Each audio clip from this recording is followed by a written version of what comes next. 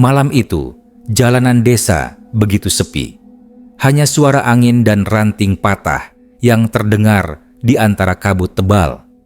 Seorang pria bernama Bima tak pernah menyangka niat baik memberi tumpangan kepada seorang wanita hamil akan menjadi awal dari mimpi buruk yang tak pernah berakhir. Karena malam itu, ia tidak menolong manusia.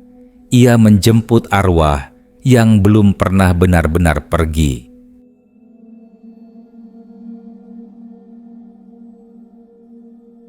Malam itu, jalanan desa Tanjung Reja begitu sunyi.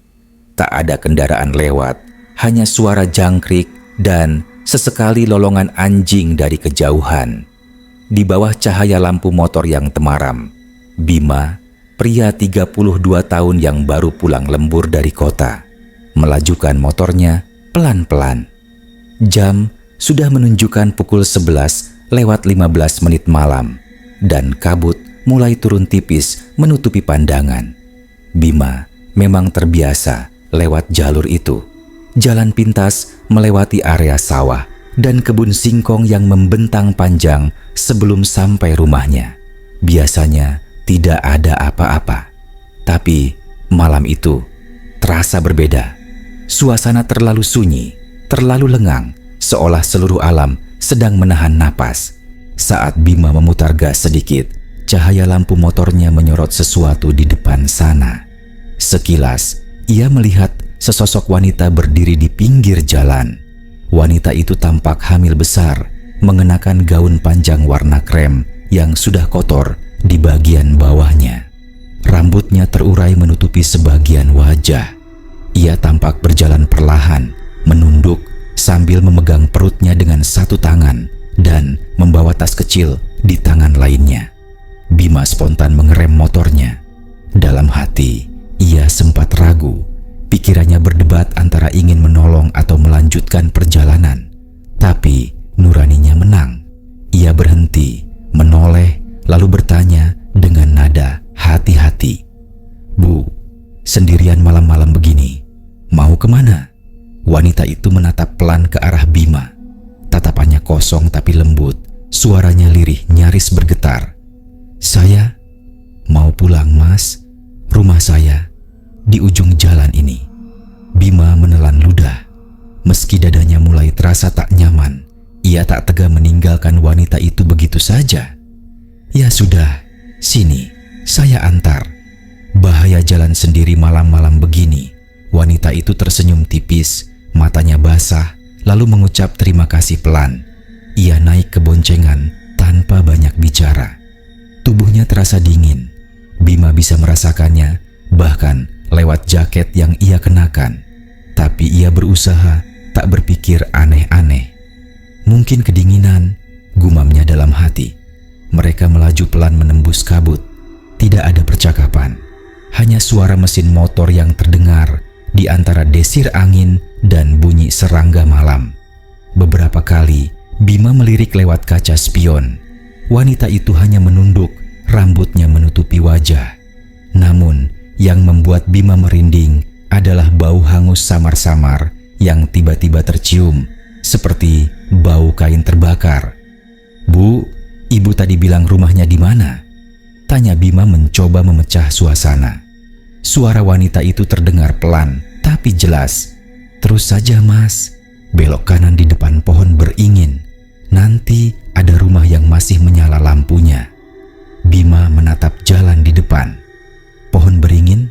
Ia tahu betul di jalur ini tidak ada pohon beringin. Tapi saat mereka tiba di tikungan, benar saja, di antara kabut tebal berdiri pohon besar beranting lebat yang belum pernah ia lihat sebelumnya. Bulu kuduknya berdiri.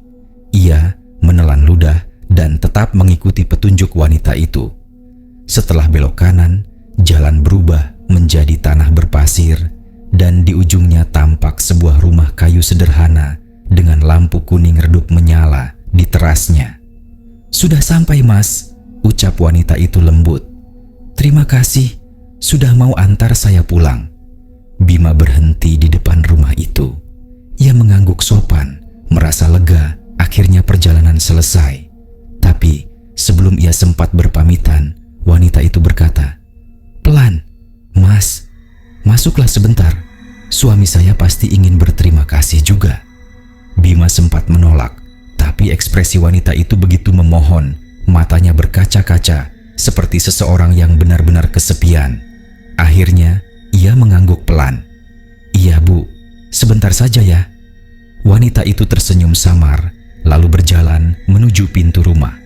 Tapi, saat Bima mematikan motor dan menoleh sebentar ke arah jalan yang baru saja ia lewati, hatinya mencelos. Kabut di belakang sudah menutup seluruh pandangan, dan suara jangkrik yang tadi ramai kini lenyap sepenuhnya. Rumah itu berdiri sunyi di tengah gelap, seolah hanya mereka berdua yang ada di dunia malam itu.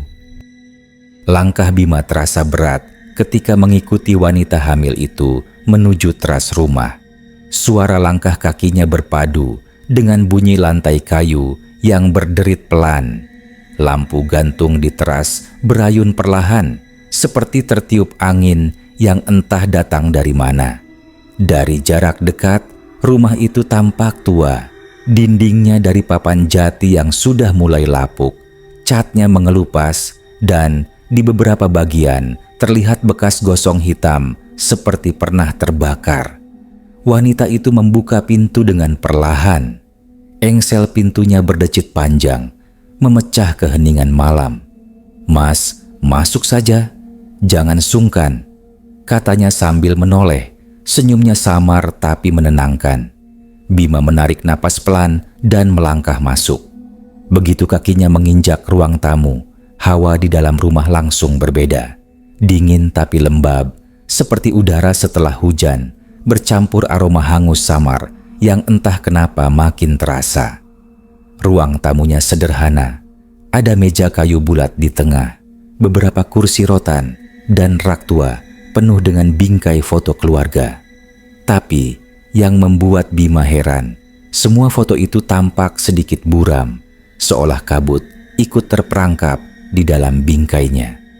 Dari arah dapur, terdengar langkah kaki pelan, disertai suara seseorang memanggil, "Bu, itu siapa?" Suara laki-laki paruh baya muncul, lalu tampaklah seorang pria keluar dari balik pintu. Tubuhnya tinggi, kulitnya sawo matang, dan wajahnya teduh. Ia mengenakan kaos oblong dan sarung yang tampak kusut. "Oh, tamu ya?" katanya sambil tersenyum.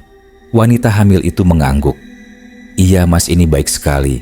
Mau ngantar aku pulang?" Pria itu mengulurkan tangan pada Bima. "Terima kasih, Nak. Malam-malam begini, siapa yang mau nolong orang asing? Duduk dulu." Ya, Bima menjabat tangannya. Dingin sekali, seperti es batu.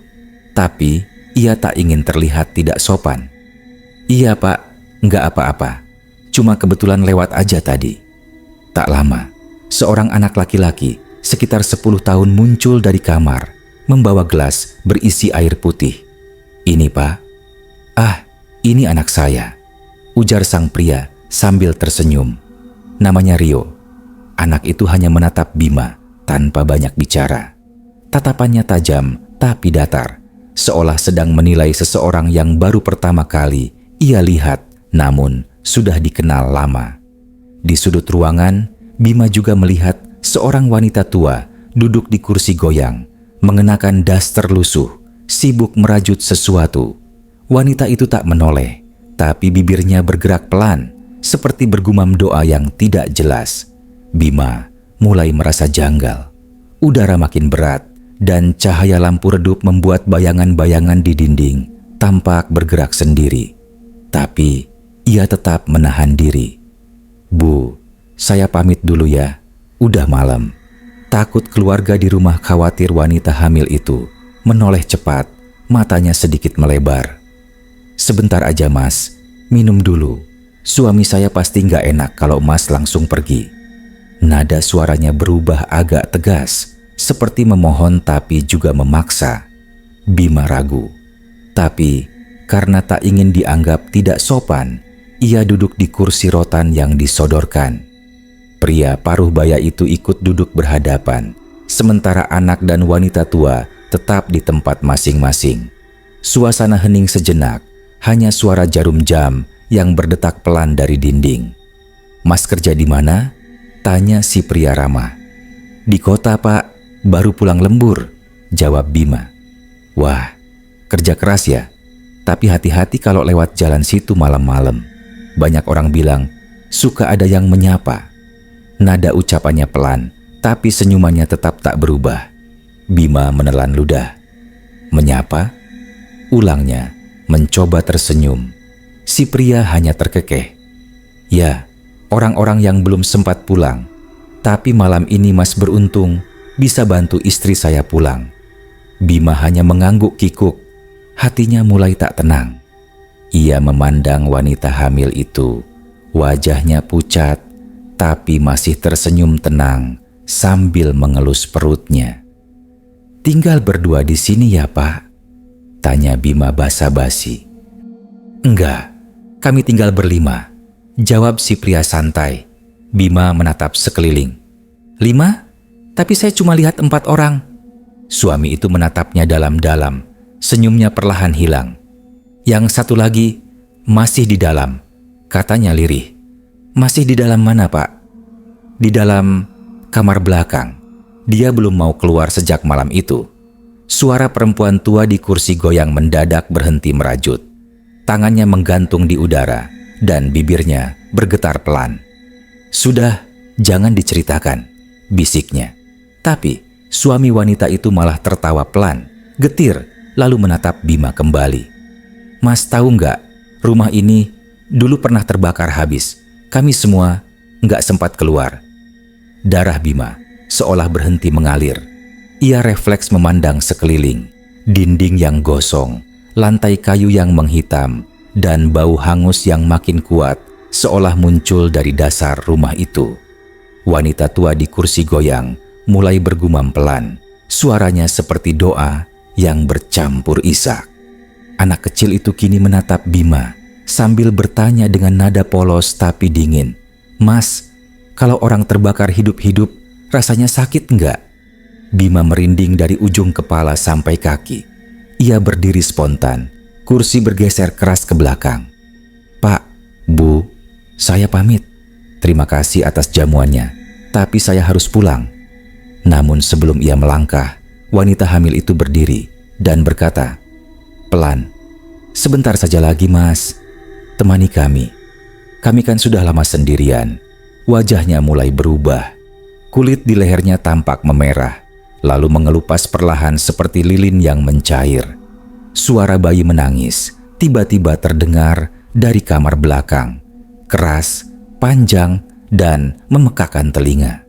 Lampu gantung di langit-langit bergetar hebat, bayangan di dinding menari-nari, dan udara mendadak panas.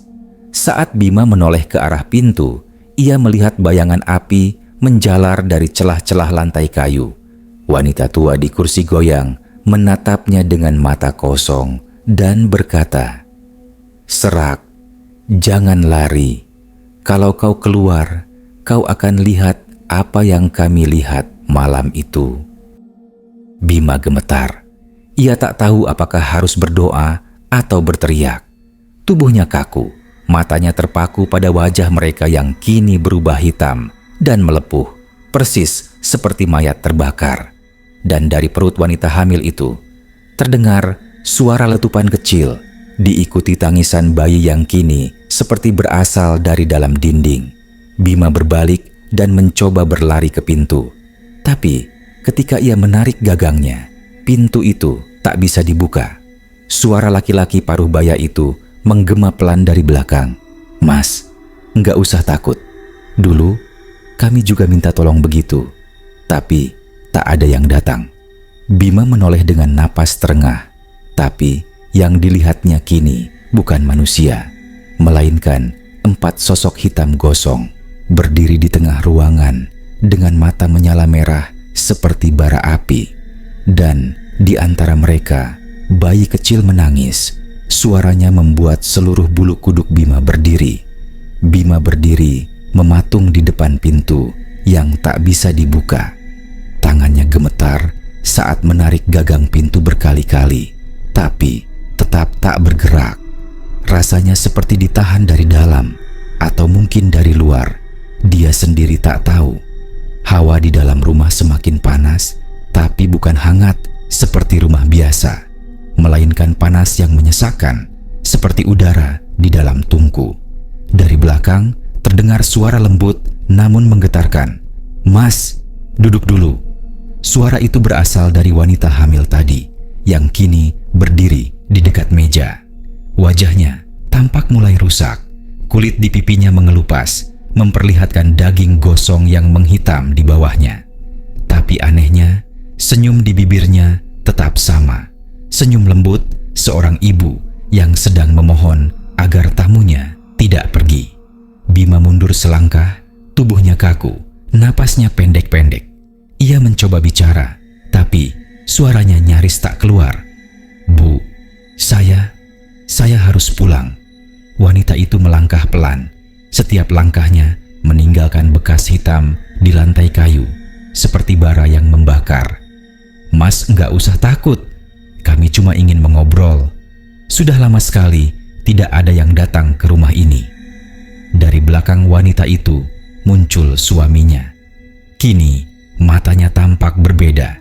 Bola matanya tak lagi putih, melainkan hitam pekat seperti arang. Ia membawa nampan berisi 4 cangkir teh dan beberapa potong kue. Tapi yang membuat Bima hampir muntah, kue itu tampak gosong dan mengeluarkan bau daging terbakar. Suaminya tersenyum. "Minum dulu, Nak Bima. Tamu harus dihormati." Bima terkejut. Sejak awal, ia belum pernah memperkenalkan diri. Dari mana mereka tahu namanya? Bima menatap ke arah anak kecil, Rio, yang kini duduk di lantai, memainkan mainan dari kayu yang sudah hangus di ujungnya. Ia mengangkat kepalanya perlahan dan berkata, "Mas, dulu waktu rumah ini terbakar, aku sempat lari keluar, tapi ibu panggil aku balik." Tatapan matanya kosong. Katanya, "Jangan tinggalkan keluarga." Wanita tua di kursi goyang berhenti merajut. Tangannya menurun, lalu dari bibirnya keluar gumaman lirih seperti doa. Tapi semakin lama, gumaman itu berubah menjadi semacam nyanyian yang tak bisa dimengerti, lirih dan berulang seperti mantra. Suara dari dalam kamar belakang kembali terdengar. Tangisan bayi. Kali ini lebih keras, lebih dekat, seolah bayi itu berada tepat di balik dinding. Bima menutup telinganya. "Cukup, saya mau keluar. Kalian ini siapa?" teriaknya dengan suara bergetar. Tak ada jawaban. Yang terdengar hanyalah suara kursi goyang yang bergerak sendiri, berdecit pelan-pelan. Lalu, pria paruh baya itu bicara tanpa ekspresi. "Kami cuma ingin cerita, Nak Bima, agar orang tahu. Kami dulu bukan keluarga jahat. Kami cuma apes." Ia menatap kosong ke arah jendela yang tertutup kabut. Malam itu, api datang dari dapur. Minyak tumpah, membakar tirai, lalu merambat cepat. Aku sempat peluk Rio, tapi dia menjerit minta ke ibunya. Istriku terjebak di kamar, sedang hamil besar. Dan ibuku. Ia menoleh ke arah wanita tua yang kini menatap kosong. Ibuku terbakar di kursi itu, tidak sempat bangun. Aku dengar dia masih berdoa sampai napas terakhir. Suasana ruangan mendadak berubah. Lampu di langit-langit berkelip pelan, udara jadi pekat, dan setiap napas terasa seperti menghirup asap. Bima merasakan matanya perih, seperti benar-benar menghirup sisa kebakaran. Suara pria itu makin berat. Sejak malam itu, kami tidak pergi kemana-mana. Kami menunggu siapapun yang lewat, supaya kami bisa bercerita. Ia memandang Bima lurus-lurus dengan mata hitam mengilap. Tapi kebanyakan orang tidak kuat mendengar cerita kami sampai akhir. Bima mundur lagi. Punggungnya kini menempel ke pintu. Dari bawah pintu, ia melihat sesuatu yang membuat darahnya membeku. Cahaya merah menyala seperti api yang menari-nari. Ketika ia menunduk, seberkas asap tipis merayap masuk ke ruangan. "Pak, rumah ini terbakar lagi," teriak Bima panik. Pria itu tersenyum samar. "Iya, setiap kali ada tamu, apinya datang lagi." Lalu ia menatap langsung ke arah Bima dengan suara berat dan datar. "Karena kami tidak boleh tenang sebelum ada yang menggantikan kami di sini." Bima menatap mereka satu persatu. Anak kecil itu berdiri dengan bola mata, memutih seluruhnya, darah mengalir dari hidungnya.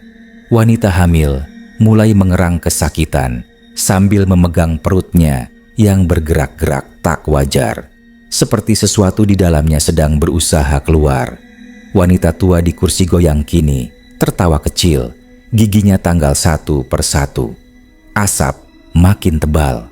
Dinding rumah tampak mulai terkelupas, dan dari sela-selanya muncul api berwarna oranye yang menjilat naik. Bima menutup mulut dengan tangannya, batuk keras. Ia berlari ke arah jendela, mencoba membuka paksa. Tapi kaca jendela hanya memantulkan bayangan dirinya sendiri. Dengan wajah gosong, mata merah, dan bibir terbakar, ia menjerit ketakutan dan mundur, terjatuh ke lantai. Suara bayi kini bercampur dengan tawa wanita. Lalu terdengar bisikan di telinganya, pelan tapi jelas. "Mas Bima, sudah saatnya gantian." Seketika, seluruh ruangan berguncang. Piring dan cangkir di meja pecah berserakan. Lampu gantung jatuh dan menimbulkan percikan api.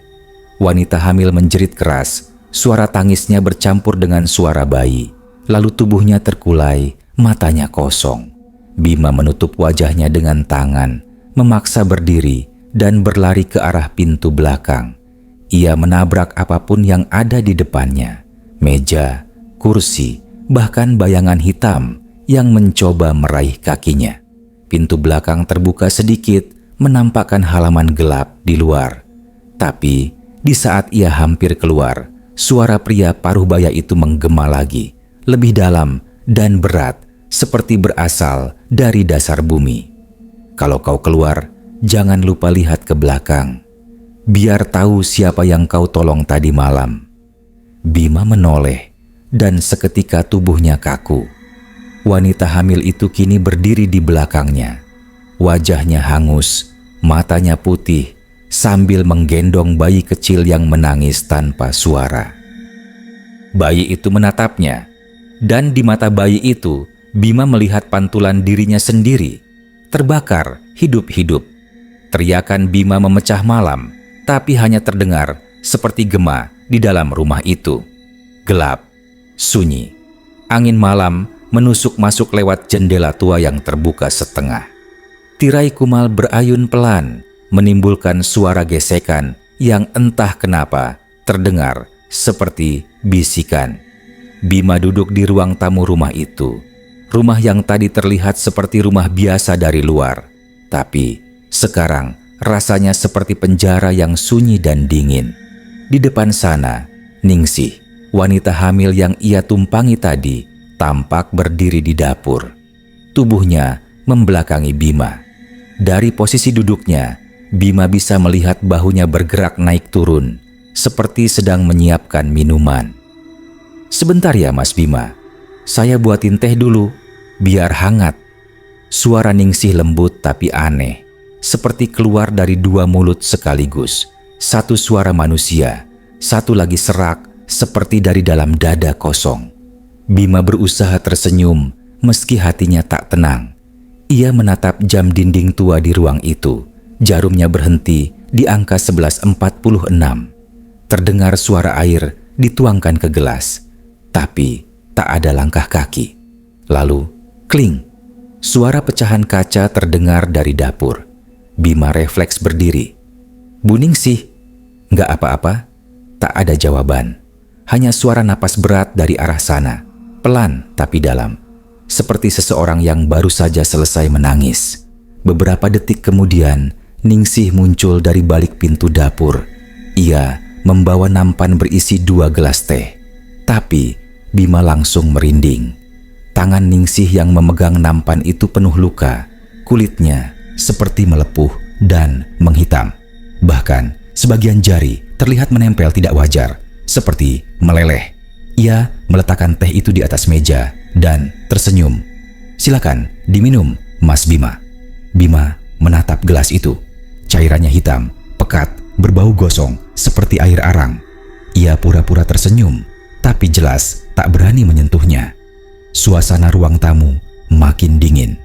Dinding yang tadi berwarna krem kini tampak kelabu. Bahkan di beberapa bagian mulai terlihat noda hitam seperti jelaga. Bau kayu terbakar samar-samar tercium di udara. Tiba-tiba suara langkah kecil terdengar dari lorong. Bima menoleh. Anak laki-laki yang tadi disebut Adi muncul dari kegelapan. Tapi kini wajahnya tampak aneh. Sisi kiri wajahnya hangus, matanya memerah seperti iritasi, dan di tangannya ia membawa mobil-mobilan yang meleleh setengah. "Om," suaranya pelan. "Main, Om?" Bima tercekat, tenggorokannya kering. "Greater than ah." "Adi, kamu nggak apa-apa?" Anak itu tersenyum, senyum yang terlalu lebar. "Om dulu nggak bantu waktu rumah kami kebakaran ya?" Bima bingung. "Kebakaran?" tanyanya. Anak itu menatap kosong. "Kami semua mati, Om, di rumah ini." Bima tersentak. Sebelum sempat ia berkata apapun, kursi di belakangnya berderit keras. Suami Ningsih yang sejak tadi diam, kini menatapnya lurus. Matanya kosong, bola matanya seperti mengambang di genangan putih. Kulit di pipinya mengelupas, menampakkan daging gosong di bawahnya. "Kami dulu terjebak di rumah ini, Mas Bima," katanya pelan. "Api membakar segalanya.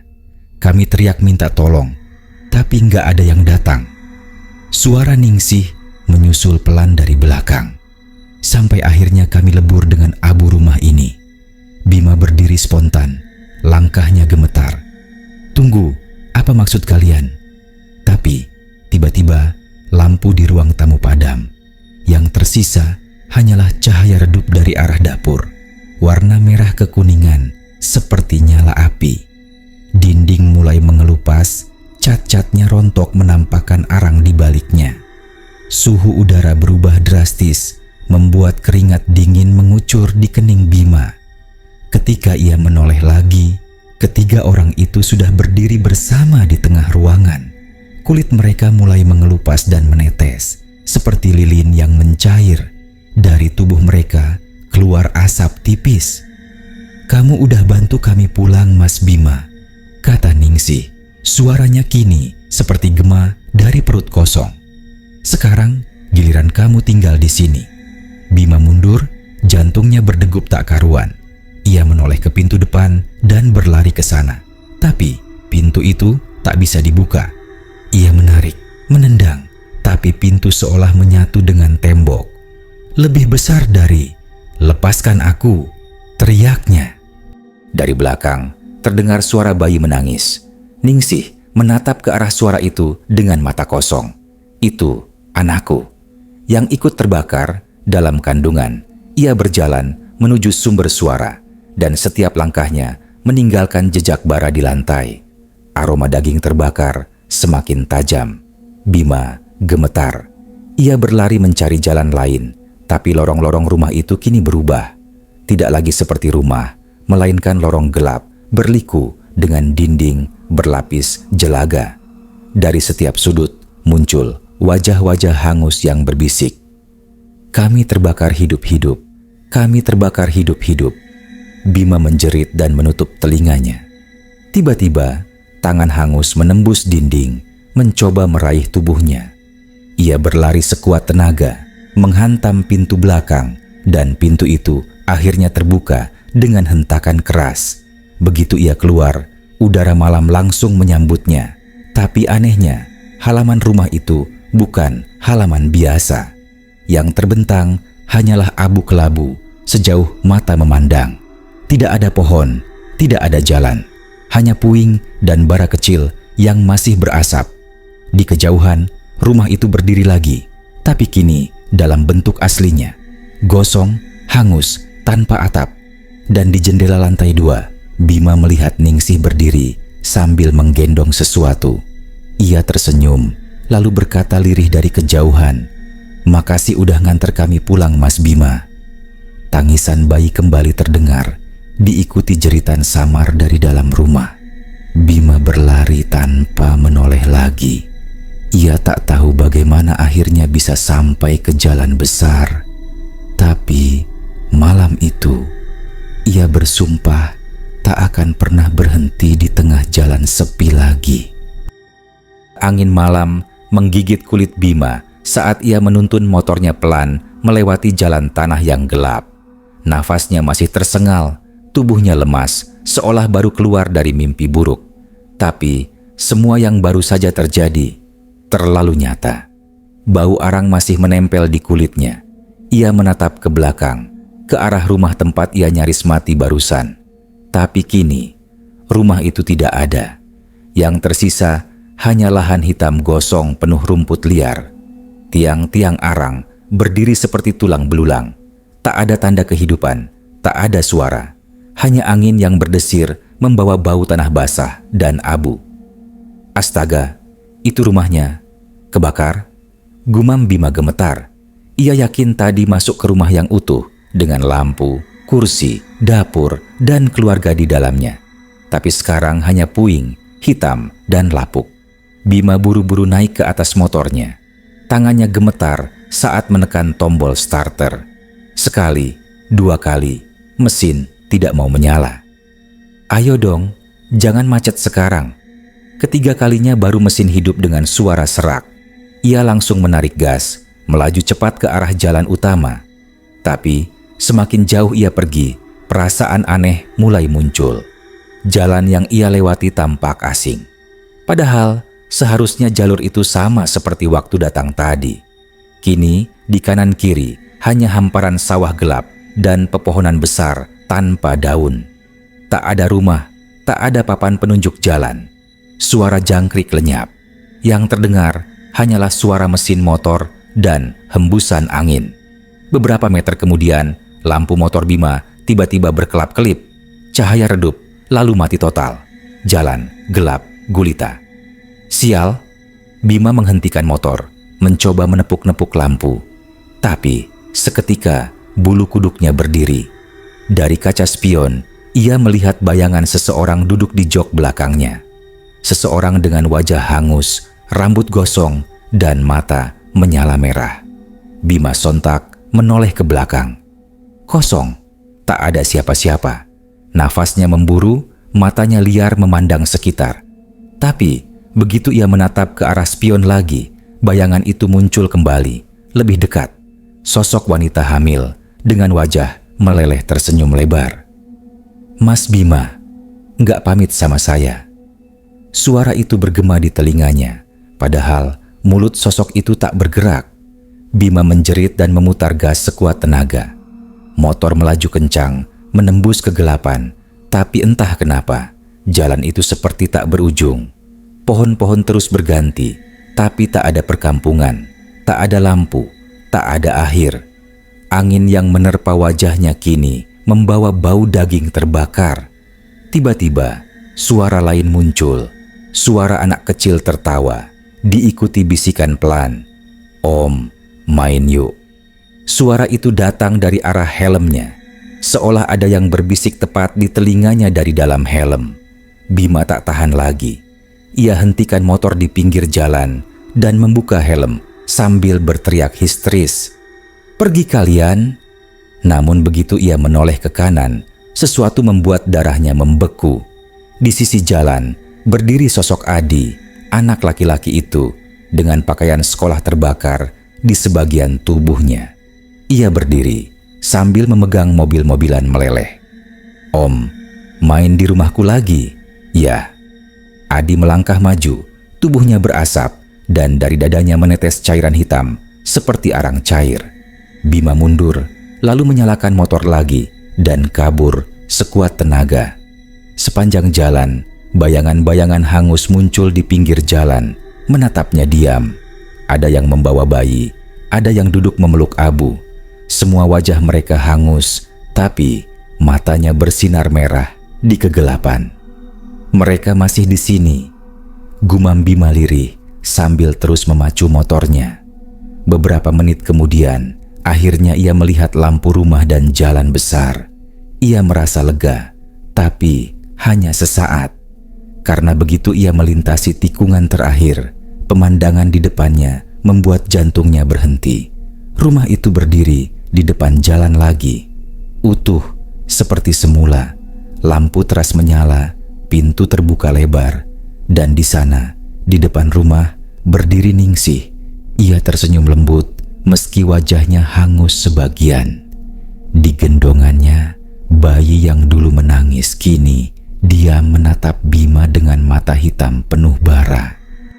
"Kamu kan tadi janji mau mampir lagi, Mas Bima." Bima menjerit dan membanting setir motornya ke arah berlawanan. Tapi saat ia menoleh ke belakang, rumah itu tetap ada di sana. Setiap kali ia belok, setiap kali ia kabur, rumah itu muncul lagi di depan jalan. Seolah ia sedang berputar di dalam lingkaran neraka. Nafasnya makin berat, matanya mulai buram karena air mata dan debu. Ia menutup matanya dan terus melaju tanpa peduli arah. Hingga akhirnya, bruk, motor terpeleset dan jatuh ke parit kecil. Bima terguling, tubuhnya terbentur keras ke tanah. Dunia berputar, pandangannya mulai gelap.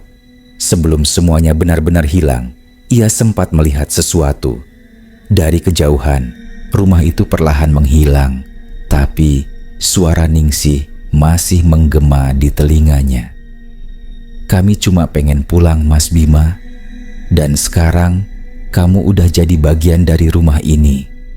Gelap, senyap, dan hanya bau arang yang tersisa di udara.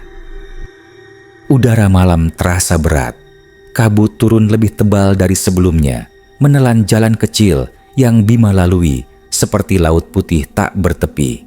Suara mesin motornya terdengar parau, tersendat-sendat seperti hampir mati, padahal bahan bakar masih penuh. Bima tak berani menoleh ke belakang. Di kepalanya, bayangan wanita hamil itu terus menempel. Tatapan matanya, senyum anehnya, dan tangan yang sempat menggenggam pergelangan tangannya di rumah tadi terasa masih dingin menempel di kulit. Ia menatap kaca spion kanan. Kabut, kosong. Tapi begitu pandangannya kembali ke jalan, sesuatu melintas cepat di depannya. Sekelebat kain putih panjang yang terbang seperti diseret angin. Motor oleng. Bima hampir jatuh. Ia menarik napas panjang, lalu menepikan motor ke bahu jalan.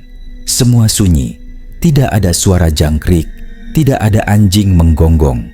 Hanya hembusan angin membawa aroma hangus samar, seperti kayu terbakar. "Tidak mungkin," gumamnya pelan. "Aku sudah keluar dari sana, sudah jauh."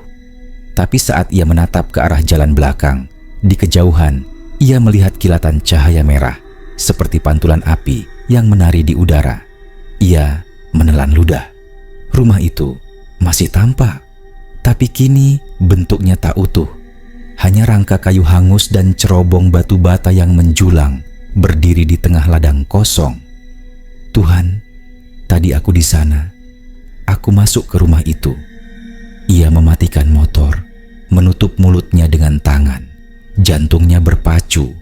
Otaknya belum bisa menerima bahwa rumah yang ia masuki barusan, rumah dengan lantai, ruang tamu, bahkan kursi tempat ia duduk sudah tidak ada lagi.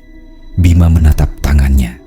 Kulit di pergelangan kirinya memerah seperti bekas terbakar, dan di punggung tangannya ada abu halus menempel. Ia berdiri dengan gemetar, berusaha menjauh.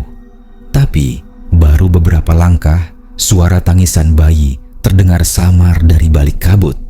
Tangisan itu lirih tapi jelas berasal dari arah depan. Bima menoleh kanan kiri, mencoba memastikan arah datangnya suara. Suara itu makin dekat. Lalu dari kabut terlihat bayangan wanita hamil itu berjalan pelan, memeluk sesuatu di dadanya. Bima mundur, tubuhnya kaku. Wanita itu mengenakan gaun putih robek penuh noda hitam. Rambutnya basah seperti habis disiram air. Setiap langkah yang ia ambil tanah di bawahnya menghitam, bekas terbakar. "Bima," suaranya berat, seperti keluar dari tenggorokan penuh asap. "Kau menolongku tadi. Kenapa pergi sebelum aku sempat mengucapkan terima kasih?"